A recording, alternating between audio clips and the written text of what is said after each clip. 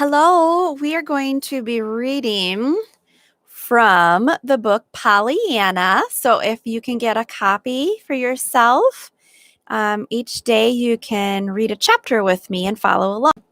So our story today is PollyAnna, and we will be starting out on chapter 1.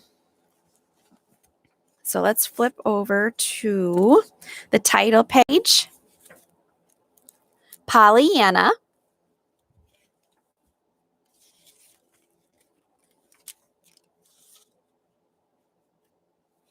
It's by Eleanor H. Porter, and it was written in 1912.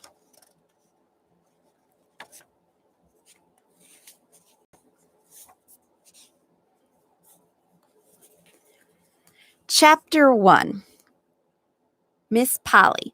Miss Polly Harrington entered her kitchen a little hurriedly this June morning. Miss Polly did not usually make hurried movements. She specially prided herself on her repose of manner. But today she was hurrying, actually hurrying. Nancy, washing dishes at the sink, looked up in surprise. Nancy had been working in Miss Polly's kitchen only 2 months, but already she knew that her mistress did not usually hurry. "Nancy!" "Yes, ma'am," Nancy answered cheerfully, but she still continued wiping the pitcher in her hand. "Nancy," Miss Polly's voice was very stern now, "when I'm talking to you, I wish you to stop your work and listen to what I have to say." Nancy flushed miserably. She set the pitcher down at once, with the cloth still about it, thereby nearly tipping it over, which did not add to her composure. "Yes, ma'am, I will, ma'am," she stammered, righting the pitcher and turning hastily. "I was only keeping on with my work because you specially told me this morning to hurry with my dishes, you know." Her mistress frowned. "That will do, Nancy. I did not ask for explanations. I asked for your attention." "Yes, ma'am." Nancy stifled a sigh. She was wondering if ever in any way she could please this woman. Nancy had never worked out before, but a sick mother suddenly widowed and left with 3 younger children, besides Nancy herself, had forced the girl into doing something toward their support. And she had been so pleased when she found a place in the kitchen of the great house on the hill.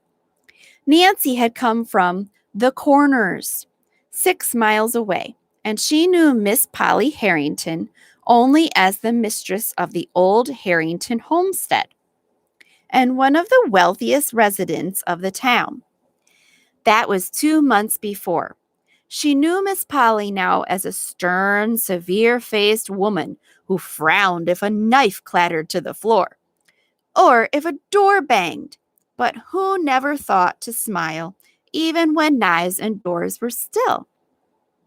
"When you've finished your morning work, Nancy," Miss Polly was saying now, "you may clear the little room at the head of the stairs in the attic and make up the cot bed.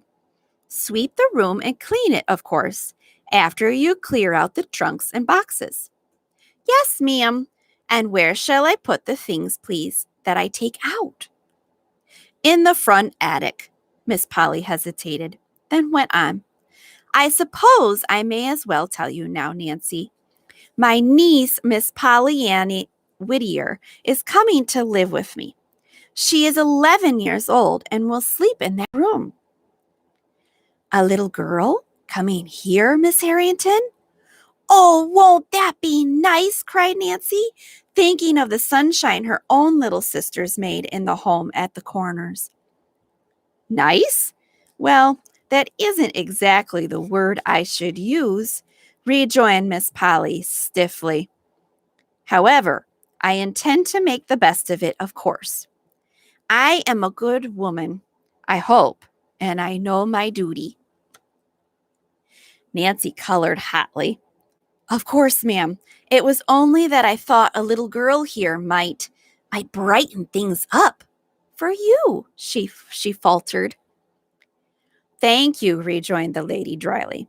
I can't say, however, that I see any immediate need for that. But, of course, you'd want her, your sister's child, ventured Nancy, vaguely feeling that somehow she must prepare a welcome for this lonely little stranger. Miss Polly lifted her chin haughtily. Well, really, Nancy, just because I happen to have a sister who is silly enough to marry and bring unnecessary children into a world that was already quite full enough, I can't see how I should particularly want to have the care of them myself. However, as I said before, I hope I know my duty. See that you clean the corners, Nancy, she finished sharply as she left the room.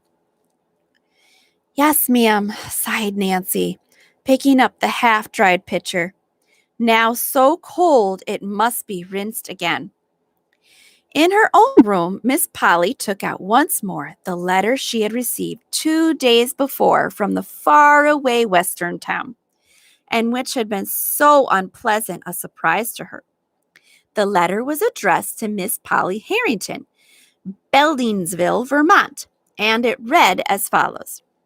Dear Madam, I regret to inform you that the Reverend John Whittier died 2 weeks ago, leaving one child, a girl 11 years old. He left practically nothing else save a few books. For, as you doubtless know, he was the pastor of this small mission church and had a very meager salary. I believed he was your deceased sister's husband, but he gave me to understand the families were not on the best of terms.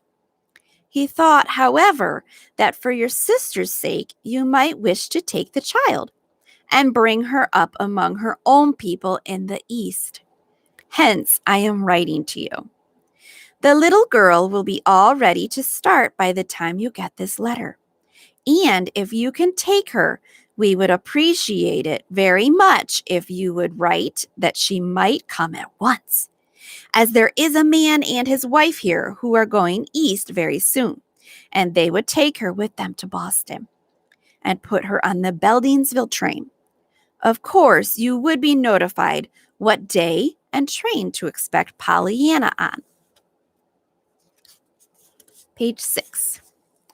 Hoping to hear favorably from you soon, I remain, respectfully yours, Jeremiah O. White. With a frown, Miss Polly folded the letter and tucked it into its envelope. She had answered it the day before, and she had said she would take the child, of course. She hoped she knew her duty well enough for that, disagreeable as the task would be. As she sat now with the letter in her hands, her thoughts went back to her sister Jenny, who had been this child's mother, and to the time when Jenny, as a girl of 20, had insisted upon marrying the young minister. In spite of her family's remonstrances, there had been a man of wealth who had wanted her, and the family had much preferred him to the minister, but Jenny had not. The man of wealth had more years as well as more money to his credit, while the minister had only a young head full of youth's ideals and enthusiasm, and a heart full of love.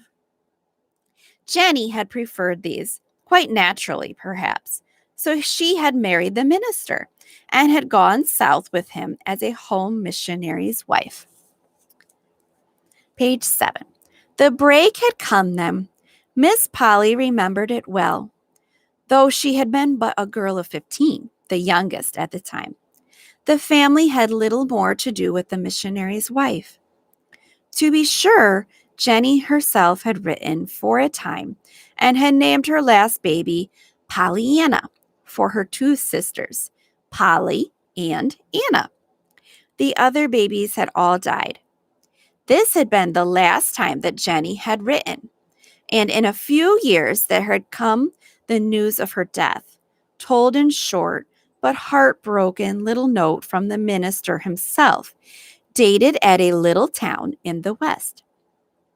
Meanwhile, time had not stood still for the occupants of the great house on the hill.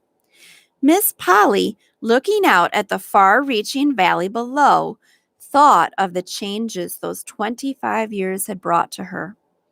She was 40 now, and quite alone in the world. Father, mother, sisters, all were dead. For years now, she had been sole mistress of the house, and of the thousands left her by her father. There were people who had openly pitied her lonely life, and who had urged her to have some friend or companion to live with her. But she had not welcomed either their sympathy or their advice. She was not lonely, she said. She liked being by herself. She preferred quiet. But now, Miss Polly rose with frowning face and closely shut lips. She was glad, of course, that she was a good woman, and that she not only knew her duty, but had sufficient strength of character to perform it. But PollyAnna, what a ridiculous name! So tomorrow we'll continue with chapter 2. Keep practicing reading through this and listening to how I pronounced everything, okay?